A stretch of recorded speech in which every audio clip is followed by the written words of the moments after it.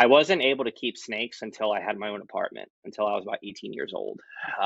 But until then, I had my leopard gecko for years and years and years. And then after the leopard gecko, my mom bought me then a bearded dragon, whom I named Yoshi, who I had for about 9 years. Welcome Adventures. In this episode, I speak with Josh Halter, also known as the Bio Dude. I met Josh at NARBC Tinley show. We talk about his niche business, how he got here to this point, challenges in running a large business, and all the usual questions about exotic pets and experience with reptile shows, including his favorite. He shares much more than I expected, and we have a ton of fun. Buckle up and join us. To the music!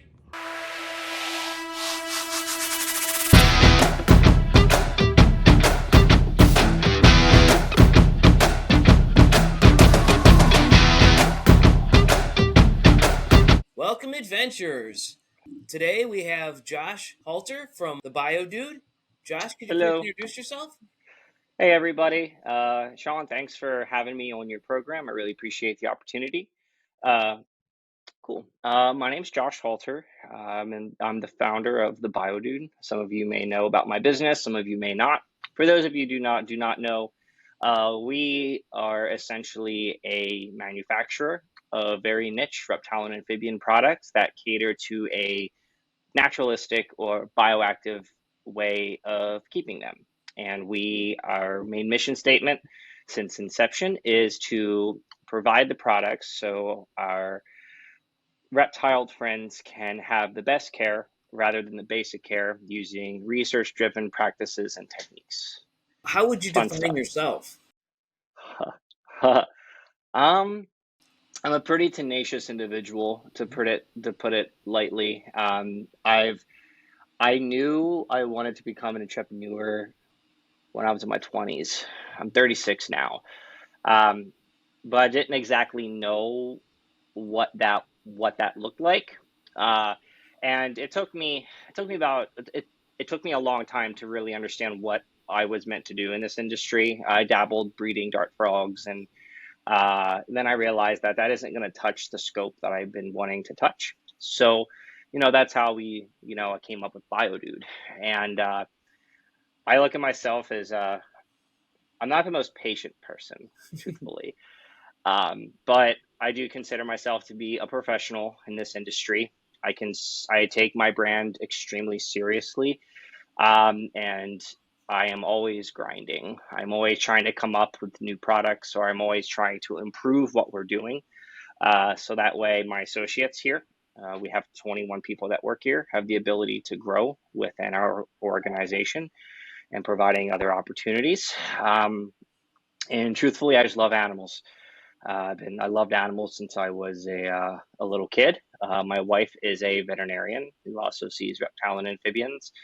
So, with her support and other support of my family, it really helped me accomplish what I wanted to continue to accomplish here with BioDude, and, as I continue to grow professionally and personally. Wow, that's a great answer. And so, what was your first exotic pet? When I was really young, I grew up in Pennsylvania. I live in Texas now. And I moved down to Texas to start my business. But my parents were not on the board the reptile train. They were not for it. So being in Pennsylvania, I'd go into the streams and I would catch salamanders and newts. Found a hellbender one time. And I would bring those critters home. And I would hide them in my room in my little makeshift terrarium. And then they'd find them and make me return them. So I don't think they count. Wasn't until I was 13 years old that my mother purchased me a leopard gecko after years and years of hounding her, and my dad. Parents split up. I saw the opportunity and I took it.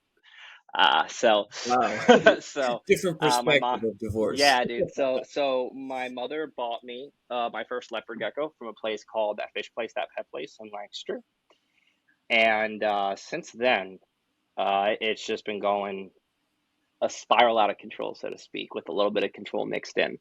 I wasn't able to keep snakes until I had my own apartment, until I was about 18 years old.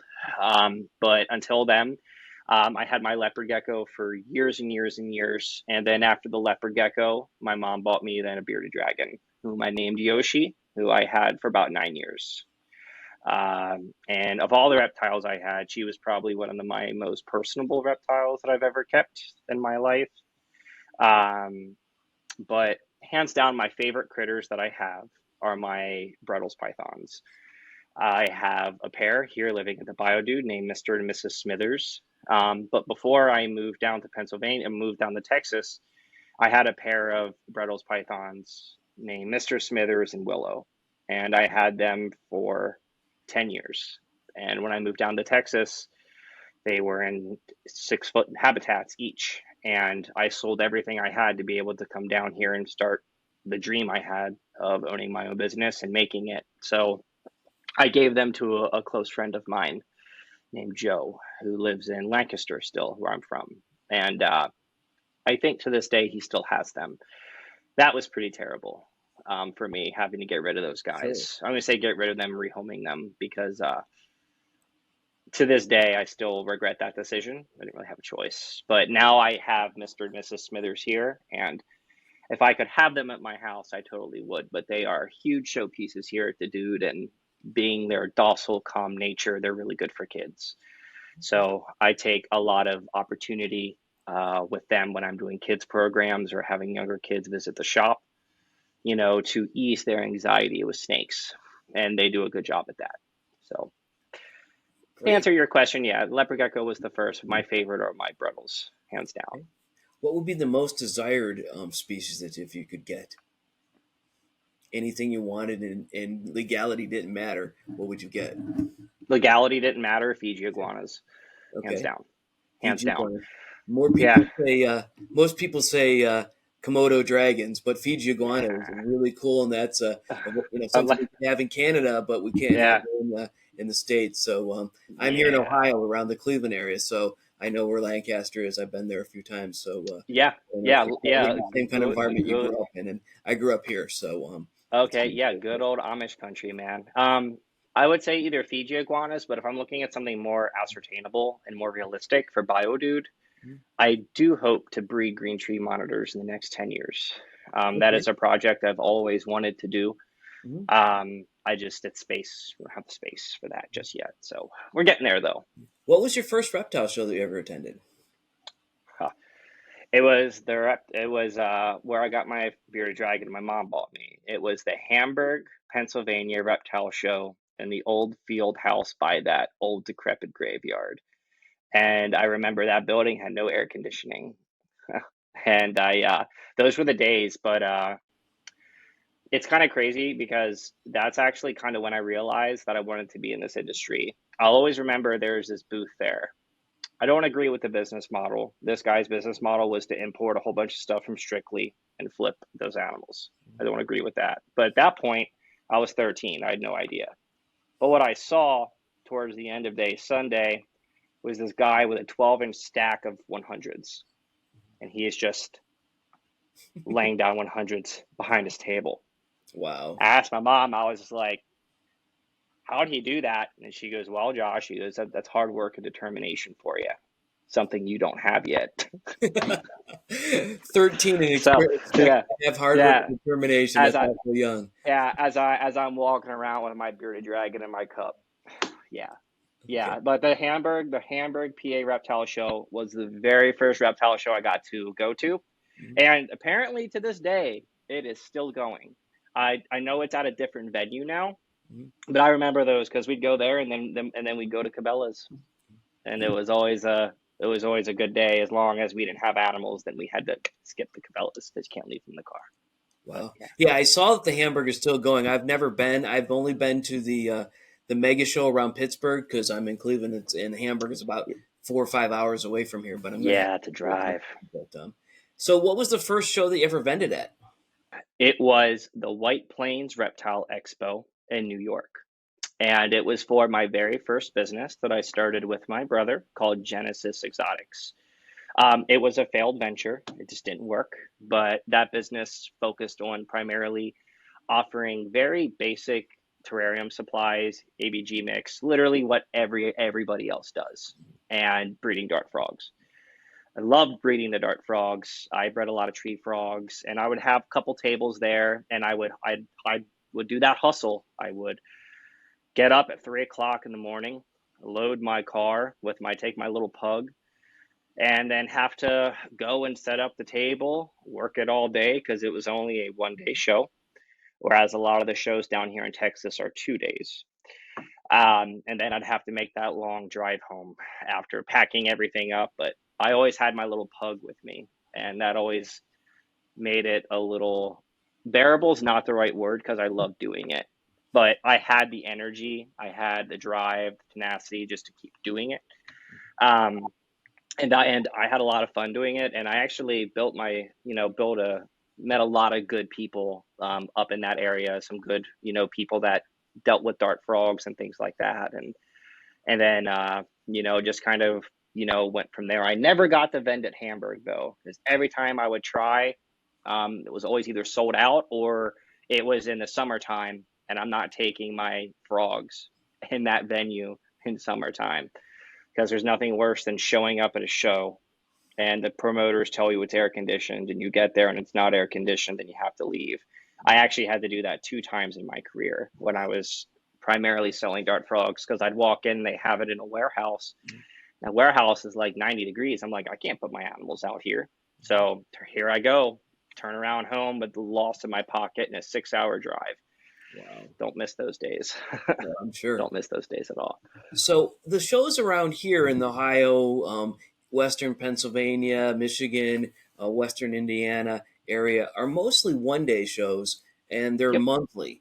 I know that I think of shows in different ways. There's a big show, which is like Tinley, which is a great big show. There's the medium Yeah. shows, which are quarterly and tend to be a little bigger, sometimes 2 days, but not nearly as big as Tinley. And then there's the small local shows, which vary from the Medina one, which I usually go to, which is a 1 day show, but it's a fairly big show. It probably has 50 to 100 vendors, but it's monthly, and so you get used to being able to do that.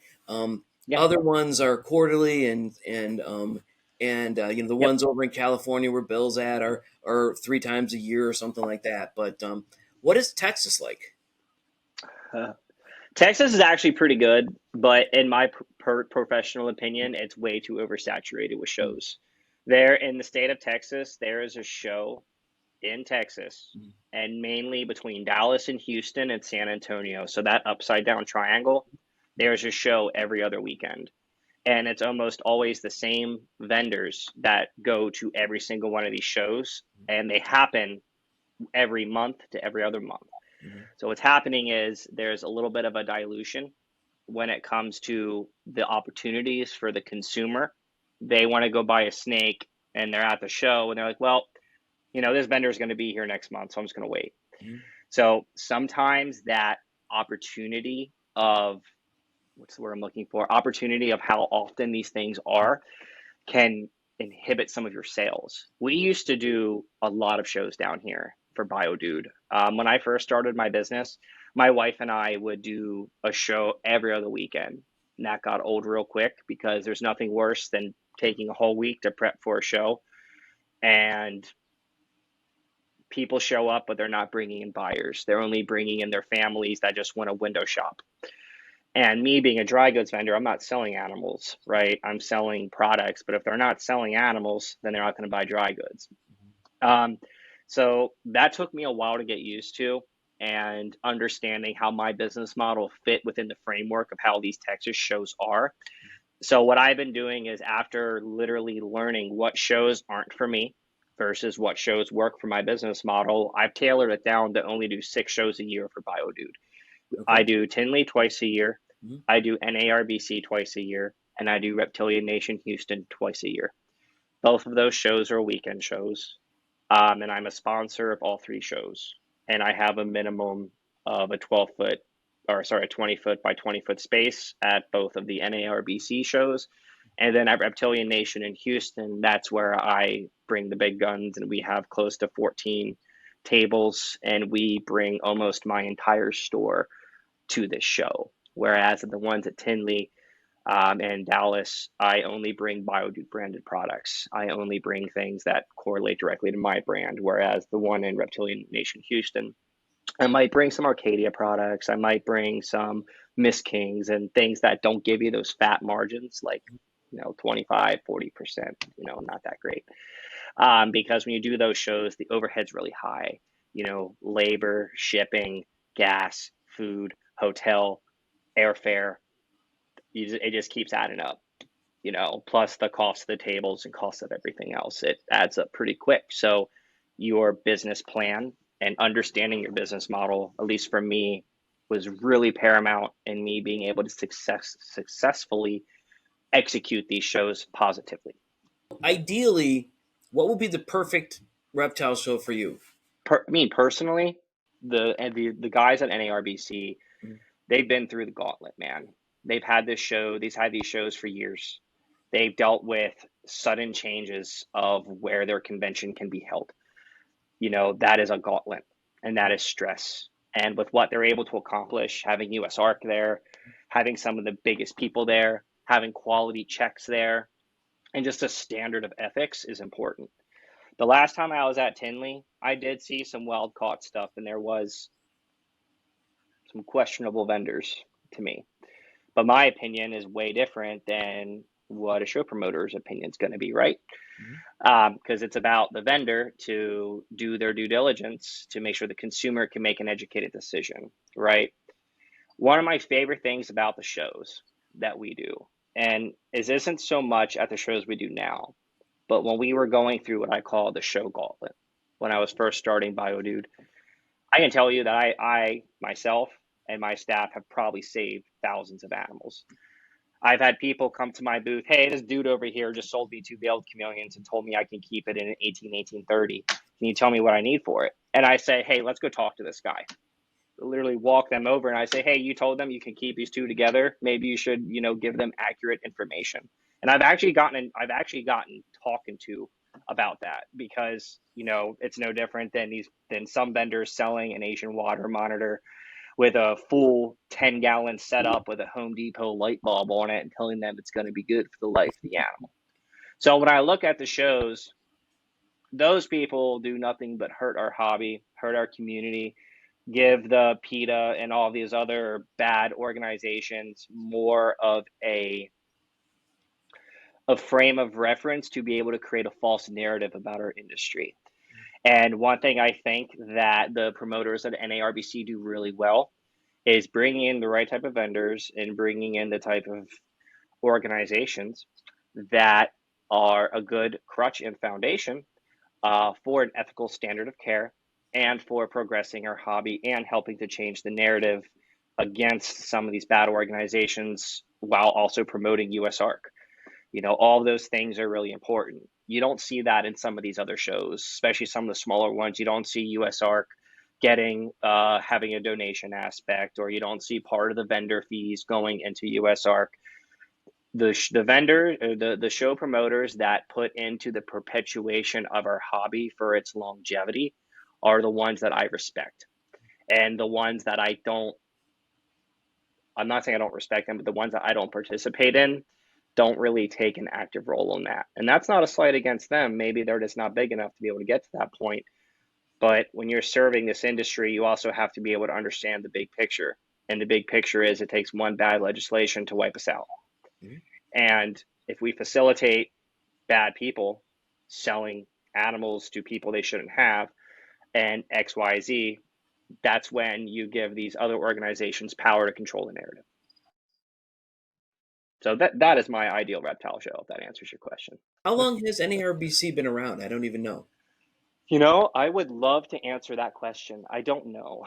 But I know that I heard about NARBC when I was a little kid, like when I was first getting into reptiles, because when I would go to that fish place when I was literally 13, I would ride my bike down there and go into the reptile room and just look around. The employees there would be talking about it. Now, a lot's changed since the 90s, man. Everything has changed actually since the 90s. It's not even the same industry. It's not even the same sentence or the same paragraph.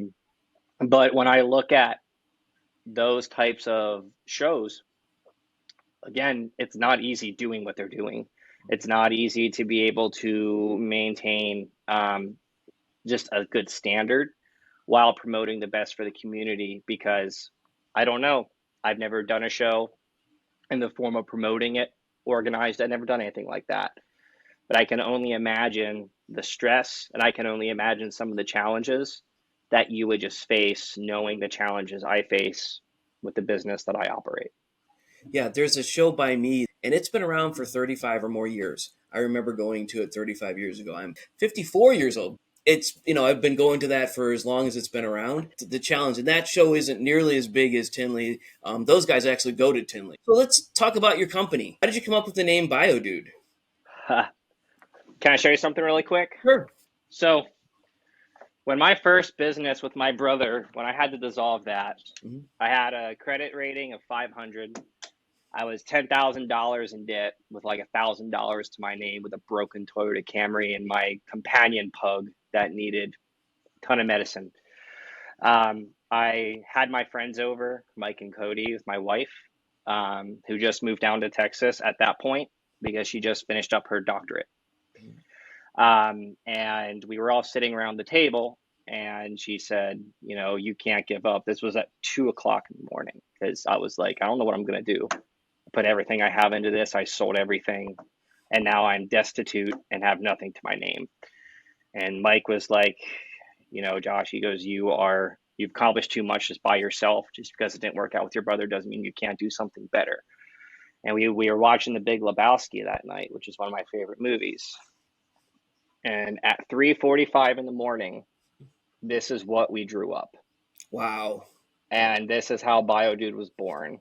It was born out of a lot of tears between my wife and I, and planning of how I was going to pull it off the ground with no money. So I sold my car that was pretty much broken, and I brought a Chrysler Town and Country minivan for like $500. Took all the seats out, rented a storage unit at $75 a month with a single plug, turned our house, or I guess our condo that we were living in, to my business hub. And I got two credit cards with a 34% interest rate Wow. from Home Depot and Capital One. Can't believe I even was able to get them. My father helped me set up my EIN, and helped me manage my QuickBooks when I was getting started. And then I went through that grind. And luckily, when this first started, my wife just finished up her last internship at Katy, which was about an hour and a half drive from where we were in Webster in Houston. And she just got a job at Banfield. So her salary, being a veterinarian, she was able to keep us afloat because I didn't take any money from BioDude for the first, I don't even know, long time. And by the time, within 6 months, when my wife and I agreed that this is my Hail Mary, this is what I'm going to do, I looked at her and I said, if I don't have this business out of my house in 6 months, that's it. I'm done. There's no point. If I can't get it up the ground, if I can't get it moving in 6 months, I can say I tried, and boom, move forward. And within 5.5 months, business was out of my house entirely. Got into a warehouse that was about 4 blocks away from my house, or from my condo that we were living in, and took on some employees. And since then, it has just been a learning curve, growing pains until you figure out what's right. And that is how I got to where I'm at today. You just got to stay tenacious and got to stay driven and got to really want it, because there is a lot of times when I was questioning my own ability to do what I'm doing. Um, but I have a really good support system down here, uh, and that really really helped. And now that we have our feet planted and we've been growing and taking things the right step as I continue to improve what we're doing, I've been able to, finally, after 7 years in business, really start to reap the benefits of the 15 years of entrepreneurial headache that I've endured and persevered on. That's the basic story of every entrepreneur, I think. Yeah, They man. start with nothing and they work really hard, and everybody thinks they're an overnight success because they only heard of them a year or two after they became successful, or a year or two Nah, before they became successful. But all that background stuff, all the risks that you took, that's some great stuff. That's really hard thanks, work, man. and we really appreciate it. So, Yeah, Yeah, glad that you're there. So why don't you describe the BioDude? What actually do you do there? so the general term when people ask me, like when I go out, I tell them that I sell dirt and dirt accessories. It's true. So the best way that I like to put it is we are a premier manufacturer of reptile and amphibian products. We manufacture diets from insect gut load to cleanup crew food to bioactive hand mixed, hand packaged substrates, as well as assorted biodegradables. I manufacture my own lighting from LEDs to T5 fixtures, as well as offer, other SKUs that I manufacture overseas from different decorative items to misters to other things like that. My brand and it started with just the products that I invented. So when I launched BioDude, I invented four substrates: my flora, my terra flora, fauna, pharma, and Sahara, with my hydrogrow drainage layer, my bug rub, my springtail grub, and my universal fruit fly media. That was all that was on my website, besides a little bit of fruit fly culturing supplies and things like that when I first started BioDude. And since then, I've just been taking what I've made, continually improving it. But I always remember when I first started BioDude and came up with all of this stuff, between between all of our branding, I did all that myself. I laid it out piece of paper, and my guy, put it into a thing for me. Him and I got the website built from scratch. Like I did everything from scratch, man. And looking back at it now, I don't know how I did it. I think I got really, I don't want to say lucky, but I felt like I actually rolled a good set of dice for once, because that wasn't the that wasn't the way that my life was going right then. But when we made it and when it was launched, I knew the brand was something special. I don't know how to explain it. And with me, the biggest thing with me is I needed to make sure that it was a relatable, because look, bioactive has been around since the 80s. It literally has, but has never been commercialized. Not a single person or business commercialized it. And they did it for dart frogs. Oh, dart frog community been doing this since the 80s. I don't see why you're taking credit. For the record, I don't take credit for it. What I do take credit for is being the first business to accurately commercialize it to a broad spectrum of all the reptiles and amphibians that we keep, to promote a broader, more significant standard of care for our industry. And that was our whole mission statement. And I knew the brand needed to be relatable. It needed to be relatable to multiple different types of people. And, when people address me, a lot of times it's always like, oh, hey, dude, or what's up, dude, or dude, come on, what are you doing, whatever. And we would always watch The Big Lebowski, and I was just like, bio dude, dude abides. I was like, it's people. I hate saying, like, I'm not trying to like go off the back of something else, but I really needed something that people could also relate to, that also goes with how people are going to accept a new style of keeping that we are promoting. Because people are going to be like, why would I put my bearded dragon on dirt? I want to keep him on tiles. Or, why, or, people with crested geckos, they were growing like crazy, but people were still keeping crested geckos on cocoa coir. People were still keeping Pac-Man frogs on cocoa coir, which I'm not going to get started into that. But like that, the industry needed that change. You can't use ABG mix for everything. Hell, you can't even use ABG mix just straight as it is for longer than 5 years, because it just turns into a giant clunky nothing to it. I'm not saying ABG is bad. It's a great product. It's amazing. Not what I'm saying. But when I like my terrariums to last me freaking forever. And, when I really knew that BioDude had something was my second year in business, when Animal Planet called us. And the show took me on their show, and we did a whole renovation on this show called Animal Cribs for a bearded dragon. And we did that. And then after that, man, it got a little crazy. My I didn't say I blew up, but we grew a lot that year. And then since then, after I kind of got a taste of what growth felt like, because the biggest thing I've learned, when your business grows, if you are not ready, if you do not have the foundation, you do not have the structure, you do not have the standard operating procedures in place, you don't have the staff, you don't have the back end infrastructure for management, that growth does more damage to your business than that it actually helps you. And the second time the growth came, we weren't ready. Truthfully, it did more damage to BioDude than more positive. We should have got out of it, truthfully. And that's when I really learned, like, okay, this is my job is getting more away from having to build tanks and having to do videos and X, Y, and Z. My job now needs to become managing the back end, come looking at my continual business plan and looking at how I'm going to scale my business plan to be more profitable and things like that.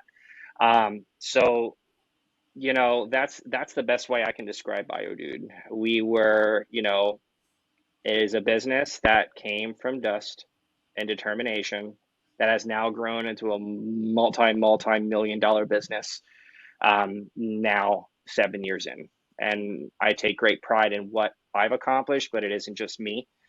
It is my staff too. Your business is only as good as the staff you have behind you and how well they are managed. Um, and that's something that I'm very grateful for, that I had some really good people, come and go throughout the life of BioDude to help get us through those various growth stages successfully. I gave you an earful. I'm sorry. No, that's really awesome. I've been through different businesses, particularly urgent cares, but how you build them in each step, and when you're not ready for the next layer, and you're not ready for what's going to happen, you just you don't succeed. You either fail or Yeah. you start to have trouble, and so you don't really see the trouble in the car until you're going 100 miles an hour and the wheels fall off. So this is your day job essentially. 100%. Yeah, so before I was when I was doing my first business up in Pennsylvania, before I moved to Texas to take more seriously with Jason, I was a veterinary technician. That's actually Okay. how I met my wife. Mhm. And then before that, I was a forklift supervisor slash operator at Turkey Hill Dairies. Mhm. If you're familiar with Turkey Hill, and at Cooper Booth, stamping cigarettes and doing inventory lost sales. So every job that I was at, literally just was sponging all of it because I knew this wasn't my path. I just needed to learn different tools along the way. And you know, when I moved down to Texas with my started with my brother, I was full time, and it just didn't work. So then I had to get a part time job, uh, being a veterinary technician down here on a 1099, which is not ideal, especially with me owning a business on top of it as a sole proprietor. So that's a double hit right there. Not a sole proprietor, we were an LLC, but yeah, I was doing that, full time, and then I was like, this ain't working for me. So I liquidated it. Brother and I went our separate ways for a while, and then BioDude came, and it was my immediate focus full time because my wife was so amazing and so supportive with being like, yeah, you can turn our entire house into your business. Yeah, you can have FedEx come to our house every day and pick up all these boxes. Yeah, you can have shipping supplies and animal supplies and fruit flies and crickets all over our house. Blah blah blah. So um, it would just took me a while before I could actually take a cut, because every dollar I made, I just kept reinvesting it back into the business. Um, you know, but I do remember the first time I was able to take a check, it was like $500, and it was like for it was like my four it was like 4 months in. I was like, you know what, I'm just gonna take a little bit, and then after that 4 months, it was able to be a weekly thing, and then I was able just to grow it and grow it and grow it as I go. But I can tell you, when I was doing Genesis Exotics, did that business for 7 years. There's 52 pay periods in a year. I probably got paid only 52 pay periods of those 7 years. Wow. So I know what it's like to work a lot and Mhm. not get paid for it. Yes, I'm sure. Yeah, it's not fun. It's okay. Shapes your character. Yep, I'm sure. And as you grow and expand and the years go on, you'll be able to look back and know that you built it yourself and that you put all this work into it and you did something real. What are your goals? Oh, that's a good question. I have a lot of goals. Mhm. So truthfully, right now, Mhm. the past year and a half, I have been really looking at automation. I've been looking at how I can be more profitable. Because you and I'm not going to sugarcoat it, the economy is trash Mhm. and the cost of living is trash. So that turned right back on me with all of my costs across the board: labor, ingredients, electric, everything. Okay, I think we can all agree on that. So for me, I'm looking at, okay, how do I retain just as profitable and still grow while still offering a competitive price point on what I consider to be the Cadillac of products in the reptile industry? That I will always have that mentality with my brand. And what I've been doing is I ordered an automatic dirt bagging machine. I have been looking into machines that can that can seal my bags for me. I got more automated mixers, essentially taking less hands out of manufacturing, going away from bag stickers and bagged and print and stickers on bags and going to printed bags, high quality, high resolution image bags, which takes away the stickering process. Looking at literally um, how we're picking orders, going to a paperless system that is barcoded only. All those things I've been transitioning and getting done. And that's just a small scoop. My goal is to corporatize BioDude, truthfully, because we're doing really well and I'm growing and growing, but it's just me. I'm the only owner, man. And I got 20 or 21 people that work for me. That is a lot. And I have three really good leads here and a really strong human resources manager. But there's only so much that one person can do, right? And I'm looking at, following my growth plans, doing my budget, doing my ordering, doing all of this. There's only so much that one person can do. So for me, I'm getting my portfolio together, getting myself, understanding of EDIBA, because that's what most companies use. Mhm. And I'm getting to the point, I am at the point now when I am ready to start leveraging some of my equity that I have for BioDude and bringing in an investor. And there's a guy that I have in mind that I actually have had down here. Can't say his name or anything, but Sure. we're really close. Mhm. And he would just be another owner with me, and then I would bring somebody in that has capital. And the first thing that we would do is buy another building. I'm in a 10,000 square foot building right now, and we are exploding at the seams, exploding at the seams. And I'm not able to get some of my costs down lower because I can't bring in a whole container of some of these things. And I need to be able to start doing that, especially when I go to corporatize. So Um, my goal is to leverage some of my equity while still being the primary, shareholder, and use that equity to buy a new building, buy the conveyor belt, the 25-foot cubic foot mixer I want, and the automatic sealing machine and the automatic box sealing machine. I'll be able to completely automate my order fulfillment. So there won't be anybody packaging boxes. It'll all be done for me by the machine. The substrate, the only labor that goes into it is dumping the ingredients into the mixer, and then everything else is done for you. All they have to do is grab the finished product off of the conveyor belt, and getting all of those things together. And then the goal would then to be able to um, move more as we continue to grow wholesale, continue to really, I wholesale, but it's not anywhere near where it can be, nor anywhere near where I want it to be. And I know that's something that I can take huge advantage of. I've already had try to buy BioDude. I've already, can't say more, try to buy BioDude. I've had another investor try to buy BioDude.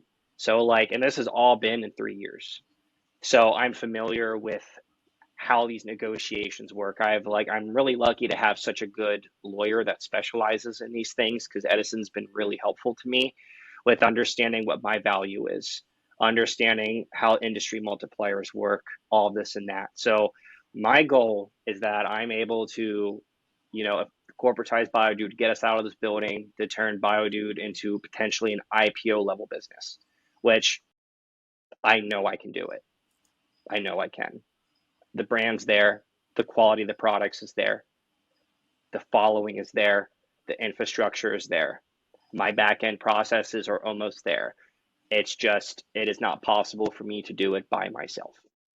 And truthfully, like I'm 36, I got my daughter's 3.5. When I'm in my mid 40s, man, the stress I deal with every day, I ain't having it. I ain't dealing with it. So I need to be able to make sure that I myself am going to be able to continually set myself up for a positive mental outlook for my career, because I'm still young.